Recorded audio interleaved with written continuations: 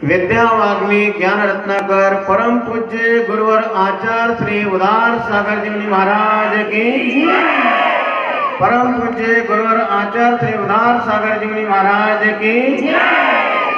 अब आपके लिए खुशखबरी है। मुनि मुनि श्री उपशान सागर जी महाराज की, समस्त मुनि संघ की। महाभारत का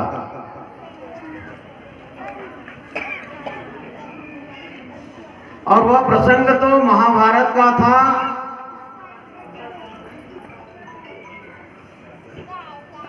उसे तो हमने देखा नहीं सुना है, लेकिन उस प्रसंग से भी कम यहां जो प्रसंग चल रहा है उसे हम देख भी रहे हैं और हम उसकी अनुमोदना भी कर रहे हैं। और वह प्रसंग है भक्ति का। आज दूसरी बार इधर आना हुआ।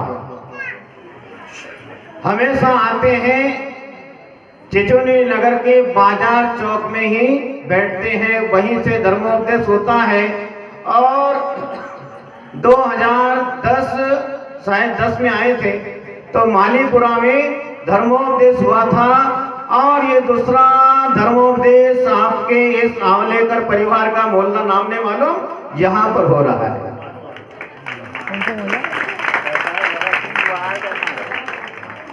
और यहाँ पर जो भक्ति का प्रसंग देखने में आ रहा है, आपके पांडाल से बाहर ही बहुत जगह पात पक्षाल हुआ। अरे क्या करते हो भैया, चरण दो पद दो पैर होते हैं और पाद का बक्षालन दोनों पैरों का होना चाहिए। एक ही पैर पे जल डाल रहे, एक ही पैर पे पानी डाल रहे, तो एक पे दूध डाल के सूखे महाराज। अब बताओ क्या करना। एक पांव दूध से धो रहे, एक पांव पानी से। मैं बोला इनको हो क्या गया। जब इधर अंदर आपके पांडाल में प्रवेश किया तो इधर आवलेकर परिवार के घर में इधर भी यही समस्या। अरे डालो दूध, अरे दूध डालो, दूसरे पांव पर भी डालो। हमने बोला भाई इनका मामला इन्हीं को निपटने दो, अपने को क्या फर्क पड़ता है। एक पांव दूध से धुलाओ या मत धुलाओ, या जल से धुलाओ मत धुलाओ। लेकिन ये देखने में आ रहा है तो मैं तो यूं ही समझा कि यहाँ पर जितने भी लोग बैठे हैं सब पागल हैं। सब पागल है। और अब तो पूरा यकीन होता है कि जो हंस रहे हैं वो पूरे पागल हैं, और जो मुस्कुरा रहे हैं मुझे पता नहीं था कि ऐसे पागल लोगों के बीच में मुझे बुलाया जाएगा। ये आवलेकर परिवार ने मालूम क्या पागलपन किया।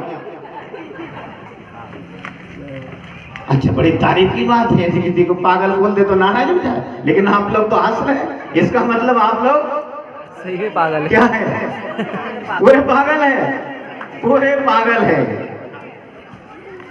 हुआ ऐसे ही महाभारत का प्रसंग कि नारायण श्री कृष्ण जी विदुर जी के यहाँ एक दिन सुबह सुबह पधारे। अब नारायण श्री कृष्ण जी पधारे तो विदुर जी की पत्नी उन्हें देखकर पागल हो गई कि अब मैं क्या करूं, कैसे इनका सम्मान करूं, कैसे इनका स्वागत करूं, कैसे इनकी पूजा करूं। न वस्त्रों का भान है, न किचन किधर है, रसोई घर किधर है, किधर जाऊं। पागल हो गई। नारायण श्री कृष्ण जी देखते हैं विदुर जी की पत्नी की ओर। वो देखते हैं ये जो भी हो रहा है जरूर कोई ना कोई बात है, और बात वही है जो मैं आपसे कह रहा हूं। विदुर जी की पत्नी रसोई घर में गई, एक जल भर के कलश लाई, एक परात लेके आई, उनका पाद पक्षालन करती है। और पाद पक्षालन करने के बाद में उन्हें भोजन कराने के लिए क्या लाऊं क्या नहीं लाऊं, तो जल्दी से दौड़ के रसोई घर में फिर से जाती है और केले लेकर आती है। अब क्या होता है देखिए, नारायण कृष्ण जी धीरे धीरे मुस्कुराते हैं उसकी गतिविधियों को देखकर, और विदुर जी की पत्नी एक थाल में केले लेकर बैठी और केले छीलती है और केला फेंकती है और केले का छिलका नारायण श्री कृष्ण जी के हाथ में देती है, और नारायण श्री कृष्ण बड़े मजे के साथ खाते हैं। यदि आपके साथ कोई ऐसा करे तो क्या कहोगे? पागल हो गई क्या? पागल हो गई क्या?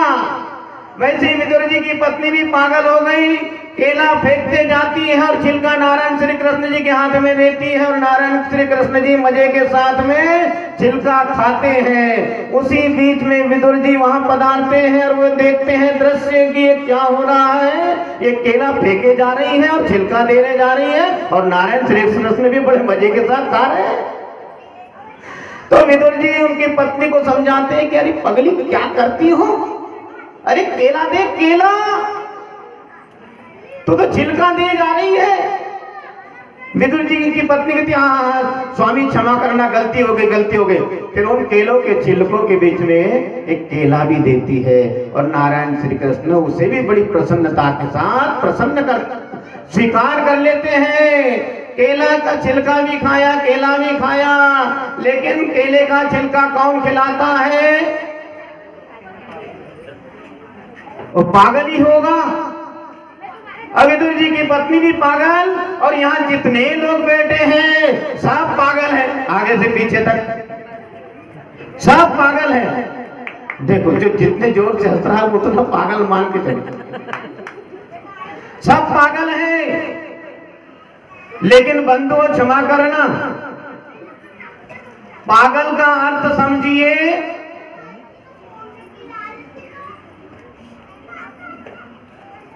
जो भगवान की भक्ति, गुरु की भक्ति में पागल हो जाता है, तन्मय हो जाता है, वही पागल कहलाता है। और पागल का अर्थ पा का मतलब क्या होता है? पाप, और गल का मतलब होता है गलाना। और जो लोग गुरु की भक्ति में, भगवान की भक्ति में अपने पापों को गलाते हैं उसे पागल कहते हैं। तो जब कभी आपको कोई पागल कहे तो आप बुरा मत मानना। पागल भक्ति में पागल जो हो जाता है वो अपने पाप कर्मों को गलाता है। और यह मनुष्य जन्म हमें इसीलिए मिला है कि हमारे जितने भी जन्मों जन्म से हम पाप कमाते आए हैं उन पापों को गलाने के लिए इससे सुंदर अवसर और कोई भी नहीं हो सकता, कोई अवसर नहीं हो सकता। संत समागम उसके लिए सबसे अच्छा अवसर होता है। और देखिए जीवन जो है आप भी जी रहे और मरना सबको है, इसमें से कौन मरना नहीं चाहता? कोई नहीं चाहता मरना, लेकिन ये कटु सत्य है, जिसने जन्म लिया है उसको एक न एक दिन मरना होगा। लेकिन मैं कहता हूं कि मरने से पहले जीना होगा। मंजिल मिले ना मिले ये तो, और हम कोशिश भी ना करें तो ये गलत बात है। मंजिल मिले ना मिले ये तो मुकद्दर की बात है, हम कोशिश ना करें तो ये गलत बात है। और जिंदगी जख्मों से भरी है, वक्त को महरम बनाना सीख लो, हारना तो है एक दिन मौत से, फिलहाल जिंदगी जीना सीख लो। तो जिंदगी बड़े मुश्किल से मिलती है मनुष्य पर्याय।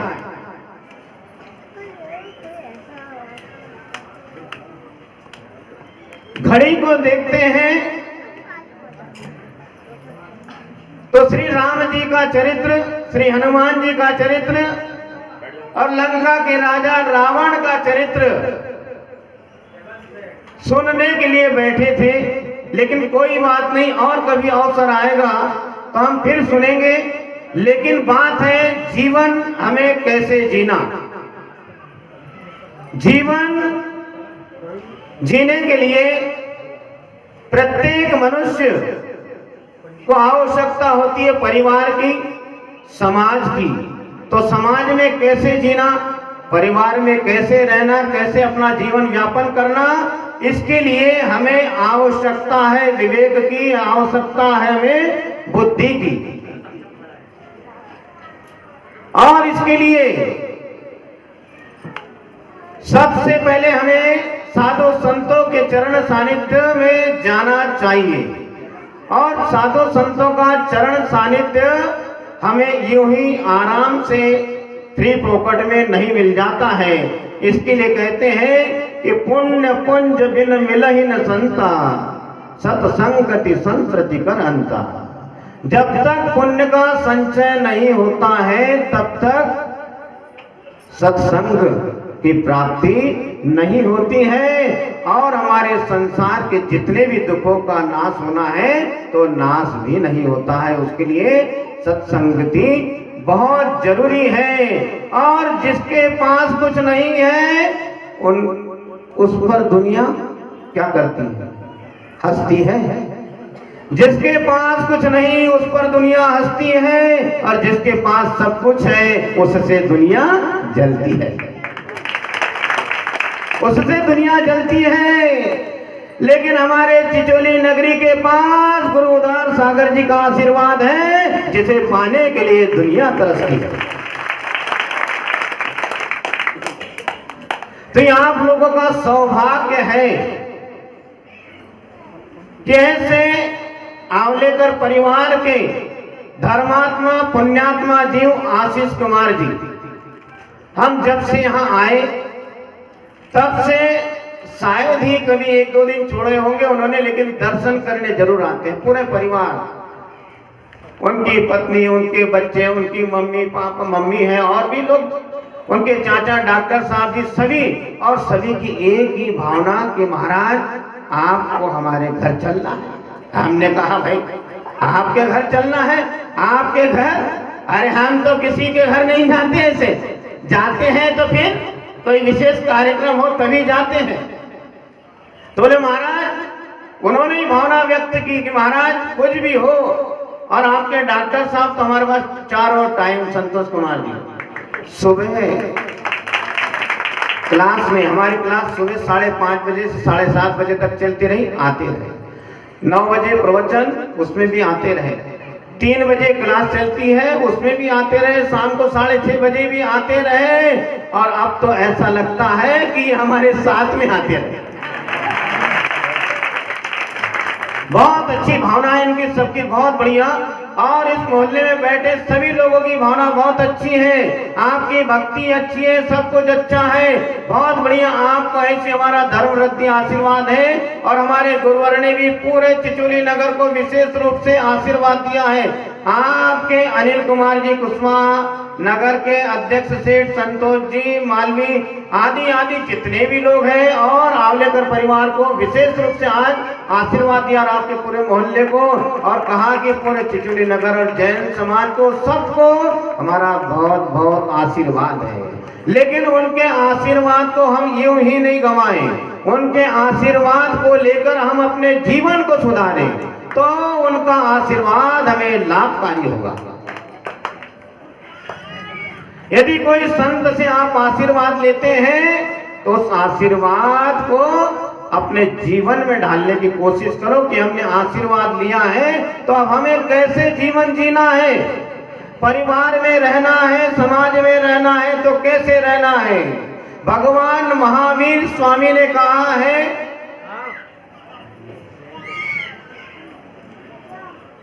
जियो और जीने दो। जियो और जीने दो का मतलब ही होता है कि आप भी शांति से जियो और हम भी शांति से जिए, तब विश्व में शांति होती है, घर घर में शांति होती है। तो हमें विश्व शांति और देश की शांति से पहले, समाज की शांति से पहले हमें अपने घर में शांति पहले बनी रहेगी तो पूरे विश्व में शांति बनी रहेगी। घर घर में आज कोलाहल मचा हुआ है, उसकी तरफ हमारा ध्यान होना चाहिए। धार्मिक अनुष्ठान होते हैं, सत्संग होता है, मंदिरों में भगवान की पूजन अर्चन होती है, रोज सुबह घंटा बजता है, लोग घंटा बजाते हैं, लेकिन घर में जाकर क्या करते हैं? घर में बजाए घंटा और मंदिर में बजाए जाकर घंटा, और घर में जाए तो माँ बाप के ऊपर उठाए डंडा।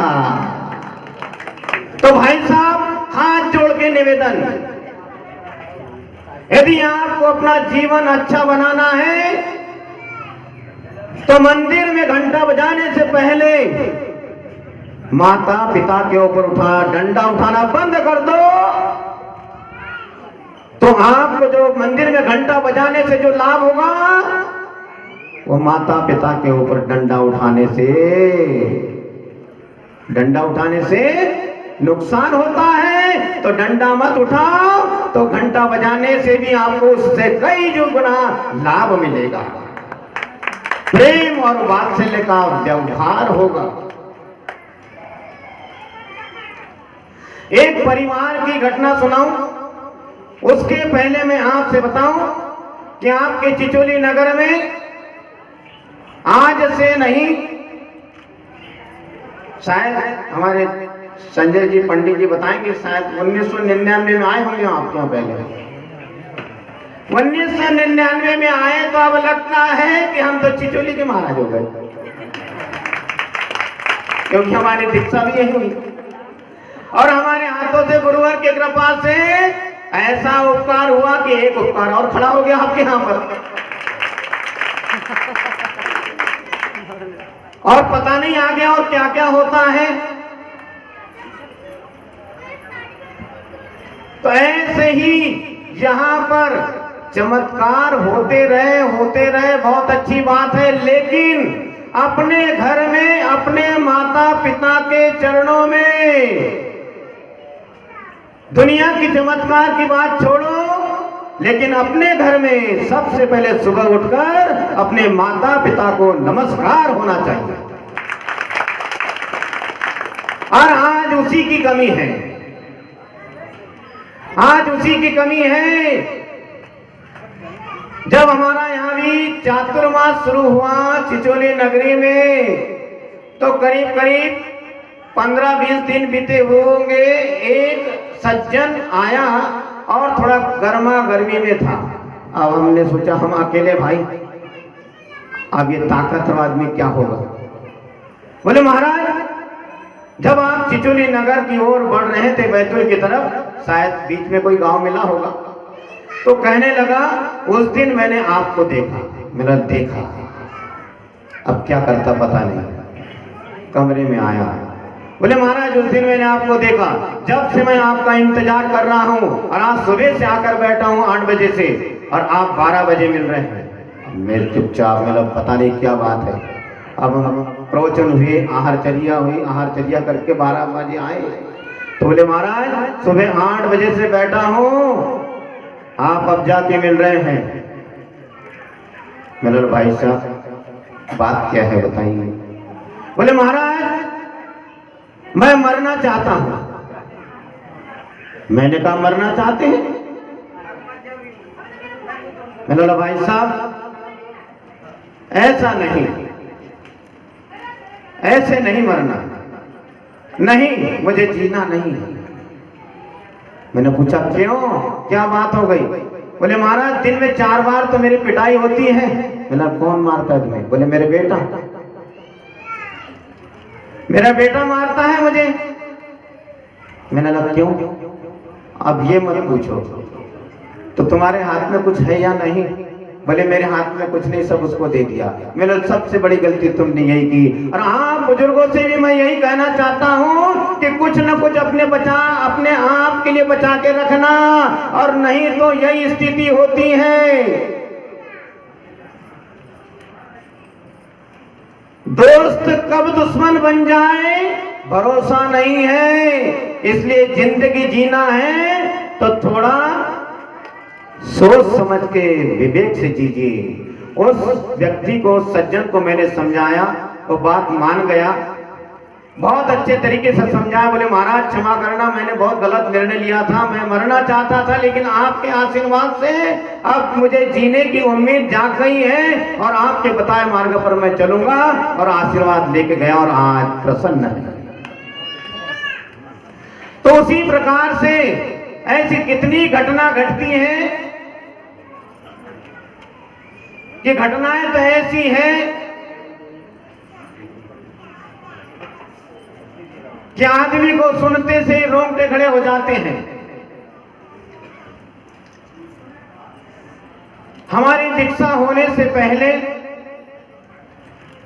हम आठनेर नगर के कुछ भक्त मंडली के साथ में, जिनके साथ पास में ही आठनेर से थोड़ी दूर पे गुप्तेश्वर तीर्थ स्थान है, वहां जाते रहते थे। उसके बाद में पचमढ़ी उनके साथ 3 वर्ष तक लगातार गए। तो पचमढ़ी गए तो हमें पता नहीं था कि पचमढ़ी का पहाड़ कितना ऊंचा है। नीचे संकल्प ले लिया कि भोलेनाथ के जब दर्शन करेंगे तब पानी पिएंगे। अब मुसीबत खड़ी हो गई। अब भोलेनाथ कितने ऊपर जाके बैठे हमको क्या पता। और जैसे भोलेनाथ जितने भी हैं आपके सम्यक शिखर में जितने भोलेनाथ बैठे सब ऊंची ऊंची पहाड़ी पर बैठे, तैसे भोलेनाथ इतने ऊपर पचमढ़ी पर बैठे। अब पहुंचे तो सबसे पहले भोलेनाथ के दर्शन, पहुंचे पहाड़ पे धीरे धीरे, सुबह से निकले तो शाम तक पहुंचे। क्योंकि हमारे साथ में एक सज्जन ऐसे थे जिनको पैरालाइसिस लकवा था। बेचारों के उनके हाथ पकड़ पकड़ के धीरे धीरे हमने चढ़ाया, चलो भाई। जब पहुंचे शाम को तो वहां पहुंचते ही से ही भोलेनाथ के दर्शन के बाद फिर पानी पिया, और पानी पीने के बाद जब उतरते हैं तो रात्रि के वहीं 8 और 9 बज गए। और जब रात्रि में निकले तो हमारे पास में कोई प्रकाश का साधन नहीं, कोई उजाला का साधन नहीं।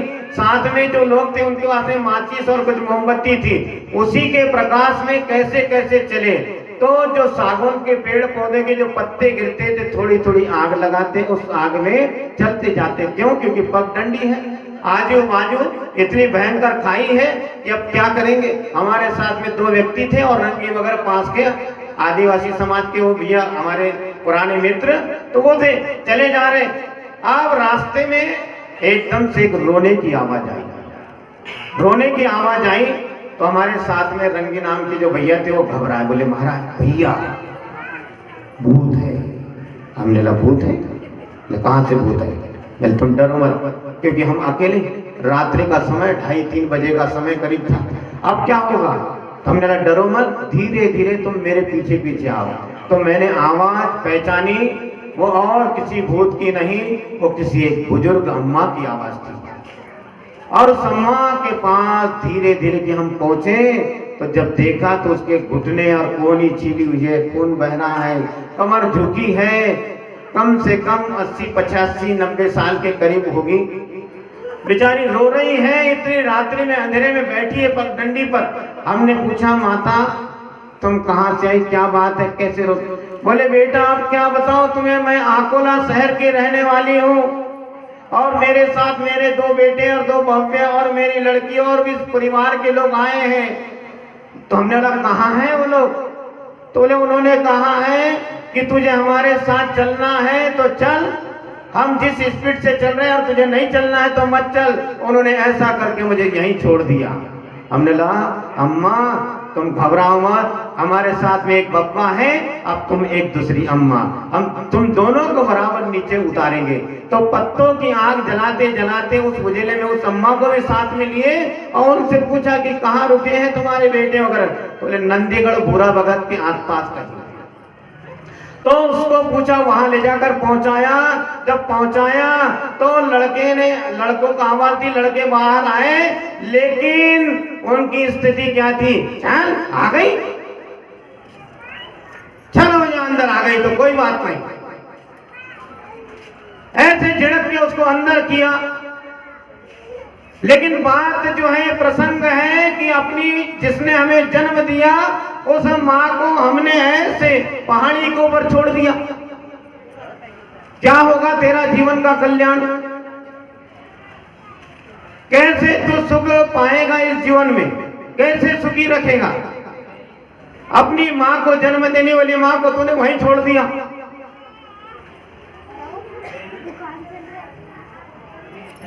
तो ऐसे जो मां को, अपने पिता को कष्ट देता है, उसके लिए तो मैं कहता हूं कि माता पिता से बढ़कर जग में है कोई भगवान नहीं।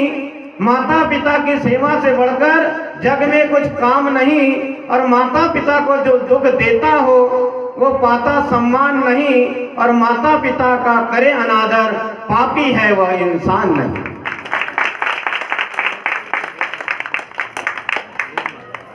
नागपुर शहर में भी 2010 का 11 का चातुर्मास हुआ। वहां पर सोना चांदी वली में मार्केट में एक आंखों से जिसको कुछ भी नहीं दिख रहा, ऐसी अम्मा को पता नहीं किसी ने लाके छोड़ दिया।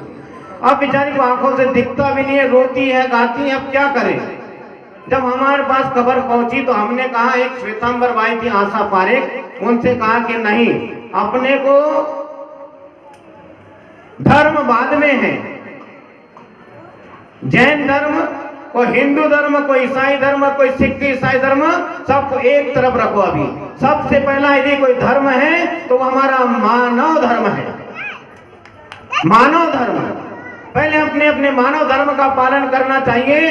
तुरंत उसके पास गए और उसको रोटी पानी दिए, और उसके बाद एक दिन के बाद शाम की उसको व्यवस्था ऐसी बनाई, सुरक्षित स्थान पर उसे पहुंचाया गया। तो ऐसे आज अपने माता पिता का जो अनादर हो रहा है उसके लिए हम बात करते हैं।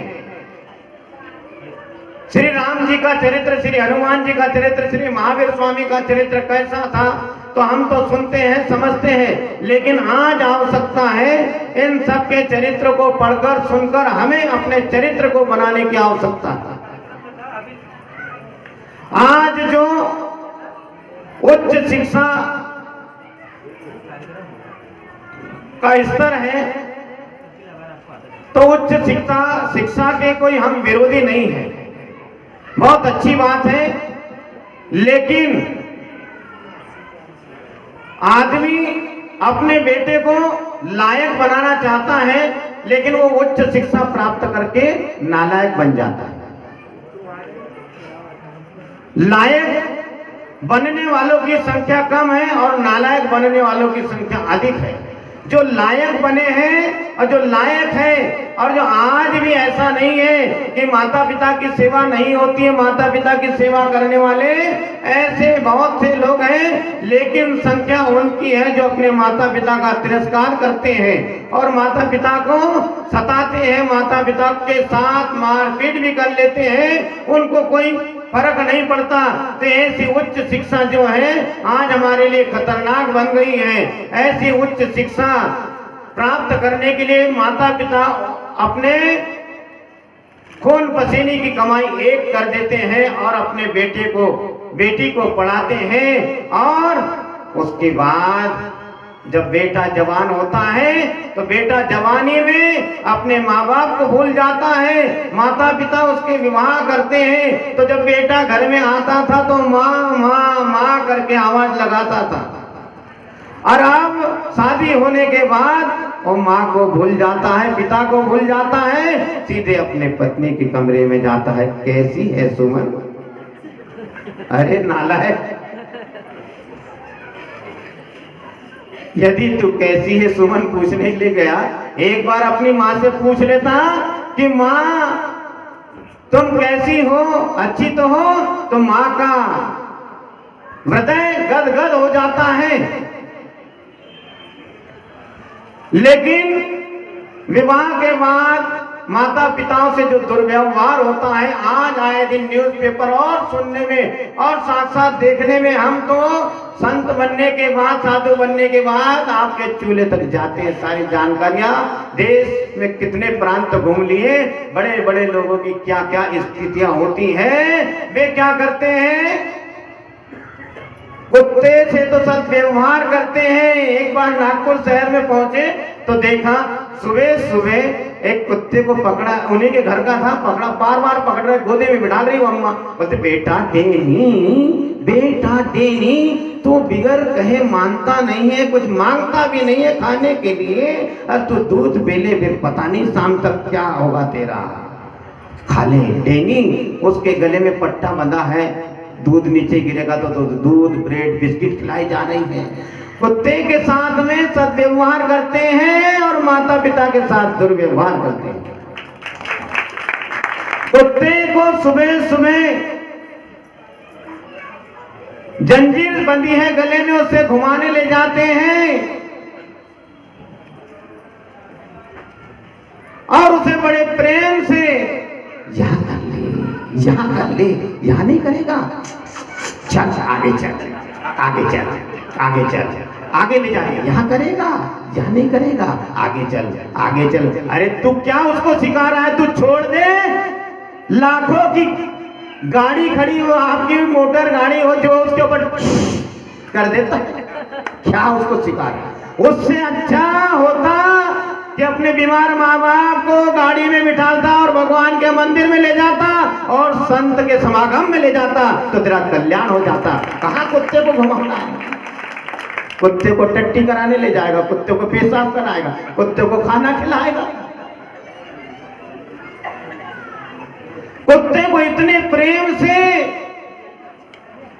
अरे यहां तक कुत्ते की बड़ी पप्पी, अरे पागल आदमी, कुत्ता तेरी पप्पी तो क्या, कुत्ता तेरा मुंह चाटता है।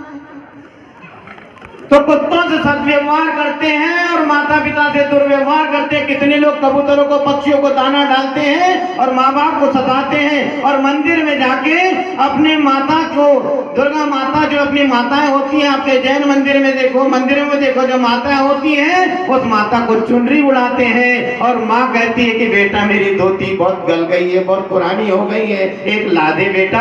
अरे चुप रहे, क्या बात करती है, सुबह सुबह दिमाग खराब करती है। तो बेटा तेरे से क्या कहा, अभी नहीं काम की, अभी लाके दे दे, मैंने तो तुझसे इतना ही कहा कि मेरी धोती पुरानी हो गई, फट गई है। तो ठीक है, ला दूंगा, जब तू मरेगी तब ला दूंगा, चिंता मत कर। धन्य है भगवान। इतनी समस्या है, इतनी समस्या है आज बुजुर्गों के लिए। यदि दो भाई हैं तो कहते हैं सुन मेरे भाई, अब तेरा विवाह हो गया है, अभी तक मैंने माँ बाप को पाला है, अभी तक मैंने माँ बाप को पाला है, कोई सुन ले तो कहेगा पागल, माँ बाप ने तुझे पाला कि तू माँ बाप को पाला? माँ बाप को मैं पाल रहा हूं बेवकूफ। माँ बाप ने पाल पोस कर तुझे इतना बड़ा किया और तू कहता है माँ बाप को मैं पाल रहा हूं। बोले नहीं मेरे भाई, मेरी बात सुन, मेरा विवाह हुआ 10 साल हुए, मैंने अभी तक माँ बाप को संभाला है, पाला है, अब तेरा विवाह है, अब तेरा भी कर्तव्य बनता है, अब तो माँ बाप को संभाल, अब तो अपने माँ बाप को संभाल मेरे भाई। वो कहता देख भाई, मैं नया नया खिलाड़ी, मैं अपनी रेशम बाग को संभालू, इनको संभालू? अरे तेरा रेशम बाग तो जवान है, वो तो समझ जाएगा, इनको कौन संभालेगा? आपस में लड़ाई झगड़ा इतना मच जाता है कि माँ बाप के कान में खबर पहुंचती है, माँ बाप से कहा जाता है कि अब पिताजी बहुत हो गया, बहुत हो गया, अब हमारा बंटवारा कर दो। लो साहब, अब बंटवारा कर दो। पिता माता अपनी संतान के प्रति कभी भी बुरा नहीं सोचते। यदि अपने संतान के सुख है तो सुख में सुखी रहते हैं, और यदि अपनी संतान दुखी है तो दुखी हो जाते हैं।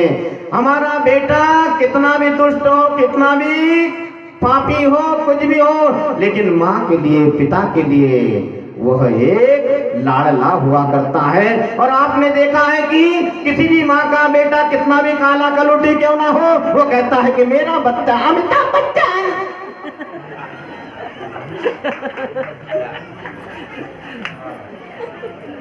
इतना ऊंचा सुपरस्टार, अजय कल्लू। भाई साहब क्षमा करना, ये हमारे आशीष भैया को नहीं बोल रहे। इतना बड़ा सुपरस्टार, और होता क्या है ऐसे सुपरस्टारों का? आपने कितने दृश्य से देख लिए होंगे। क्या होता है, काला हो या पीला हो, दुनिया से जाना होता है, और गलत लोगों की संगति में बैठ जाए तो ऐसे ही चला जाता है। जैसे पूछते हैं, बच्चों आदमी कालिया, बोले सरदार रंड अन्निमा मून टिचू वही उड़ा देती है उसको। क्या हुआ? गया जीवन बेकार पानी में। इसीलिए क्या बंटवारा करते हो? अरे मिलजुल के रहो। आज का वसुधैव कुटुंबकम का नारा सब खत्म होते जा रहा है, परिवार टूटते जा रहे हैं। बंटवारा बंटवारा बंटवारा बंटवारा करके क्या करोगे? और जो सज्जन आदमी होता है उसको बंटवारे से भी कोई फर्क नहीं पड़ता है। उसका तुरंत पूरी दौलत लूट लो तो कोई फर्क नहीं पड़ता है। बंटवारे में जमीन थोड़ी कम ज्यादा मिल जाए तो खून खराबा हो जाता है। भाई को भाई नहीं समझता है। मां की तो छोड़ो, जब बंटवारा होता है तो बेचारा गरीब आदमी, गरीब भाई उससे पूछता है, बोल तेरे पास क्या है, तेरे पास क्या है? अमीर आदमी कहता है, देख मेरे पास हवेली है, मेरे पास बंगला है, मेरे पास गाड़ी है, बोल तेरे पास क्या है? गरीब आदमी कहता है, भाई साहब तेरे पास हवेली है, तेरे पास बंगला है, तेरे पास गाड़ी है, तेरे पास सब कुछ है, लेकिन मेरे पास माँ है, माँ है, माँ है, माँ है, माँ। कहता है मेरे पास माँ है। तो ऐसी सेवा करने वाले, माँ की सेवा करने वाले भी बहुत है, लेकिन उन वहां दुष्ट लोगों की बात है कि कहते हैं कि मैंने 10 साल तक रखा, अब तू रख। 10 साल तक मैंने रखा, अब तू रख। अरे मैं कहता हूं कि मां ने अपने बेटे को 9 महीने अपने गर्भ में रखा, तो उसने ये नहीं कहा कि मैंने तुझे 9 महीने रखा। मां ने अपने बेटे को अपने पेट में 9 महीने रखा, लेकिन तो दुष्ट पापी आत्मा एक गुलाब का फूल भी 9 घंटे अपने हाथ में नहीं रख सकता, नहीं रख सकता। और आज कोई मां ऐसा उलाहना भी नहीं दे सकती कि बेटा मत दे मुझे इतना कष्ट, मैंने तेरा क्या बिगाड़ा है, मैंने तुझे 9 महीने पेट में रखा है। तो आज का बेटा कहता है कि ठीक है तूने 9 महीने पेट में रखा है, बोल कितना खर्चा हुआ, ले ले मेरे से। तो आजकल माँ ये भी नहीं कह सकती है। एक माँ को एक बेटे ने वृद्धाश्रम पहुंचा दिया, वृद्धाश्रम पहुंचा दिया और कहता है कि माँ आप चिंता मत करना, मैं समय समय पर तेरा पूरा ध्यान रखूंगा, तू आराम से यहाँ रहना। उसको बेचारी को पहुंचा देते हैं और उसके बाद उसका कुछ भी ध्यान नहीं रखा जाता। और उसके बाद में माँ कहती है कि बेटा तू ठीक तो है। वृद्धाश्रम में रहकर भी अपने बेटे के लिए दुआ मांगती है, क्योंकि प्रत्येक माता पिता अपने संतान का अच्छा चाहती है कि मेरे बेटे का जीवन सुखी बने। वो संतान से प्रेम करती है, प्यार करती है। उसे भले ही तुम 2 रोटी कम दो चलेगा, लेकिन 2 शब्द यदि प्रेम के मिल जाए तो माँ प्रसन्न हो जाती है। वो माँ आश्रम में रो रही है, बिलख रही है। एक दिन रात्रि में 11 बजे के करीब उसकी नींद खुलती है तो रोती है। अचानक उसे रोना आता है, रोती है, लाइट जलाती है, देखती है। आपको पता चल जाएगा इसका अनुभव यदि आपको करना है। माता पिता के बिना घर कैसा होता है, अगर इसका अनुभव करना है तो एक दिन अपने अंगूठे के बिना सिर्फ अपनी उंगलियों से सारे काम करके देखो, माता पिता की कीमत आपको पता चल जाएगी। अंगूठे के बिना उंगलियों से काम करके देख लो तो फिर पता चलेगा। मैं बोलता हूँ कितने से भी बुजुर्ग से बुजुर्ग यदि माँ हो पिता हो आपके डेयरी में बैठा रहेगा तो देख जलता दीपक है वो वैसे न कैसे रोशनी देते रहेगा। माता पिता सम जगत में और हितैषी नाही, इनकी सेवा जो करे सुखी रहे जग माही। उनकी सेवा अवश्य करना चाहिए। और माता पिता हमारे लिए जन्मदाता के रूप में नहीं अपितु देवता के रूप में पूजने के संस्कार बचपन से दिए जाते हैं। हमें बचपन से पाठ पढ़ाया जाता है कि माता पिता इस धरती के देवता हैं, उन्हें ऊंचा स्थान दिया जाता है।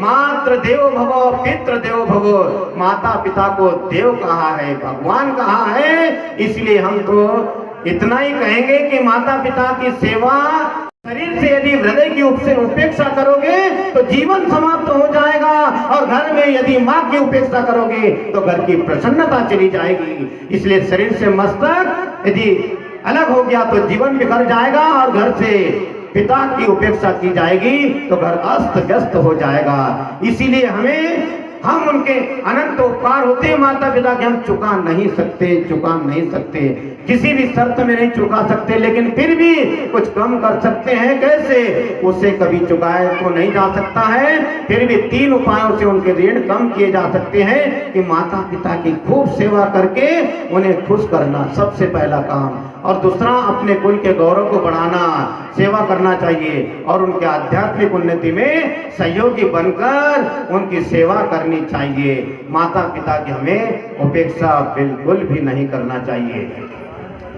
मैं तो अंत में यही कहूंगा कि ऊपर जिसका अंत नहीं उसे आसमां कहते हैं, और जहां में जिसका अंत नहीं उसे मां कहते हैं। ऊपर जिसका अंत नहीं उसे आसमां कहते हैं, और जहां में जिसका अंत नहीं उसे मां कहते हैं। अंत में 4 पंक्तियां बोल के यही विराम लूंगा कि जो मस्ती आंखों में है वो मदिरालय में नहीं, और अमीरी दिल की कोई बड़े महालय में नहीं, और शीतलता पाने कहां भटकता है मानव, जो मां की गोद में है वो हिमालय में नहीं। तो धर्म प्रेमी बंधु, आपने बड़े शांति से और बड़े मन लगा करके आपने हमारी बात को सुना, और सुनने के बाद उम्मीद है कि जहां कहीं भी ऐसा होता है तो उसे सुधार करें, और जहां होता है उनमें माता पिता की सेवा करने में एक अपनी वृद्धि करे, उसी में हमारा भला है। क्योंकि माता पिता की सेवा से बढ़कर इस दुनिया में दूसरा कोई भी काम नहीं है। और ऐसे उपस्थित समस्त जन समुदाय को हमारा बहुत बहुत आशीर्वाद है, और हमारे आवलेकर परिवार कल्लू भैया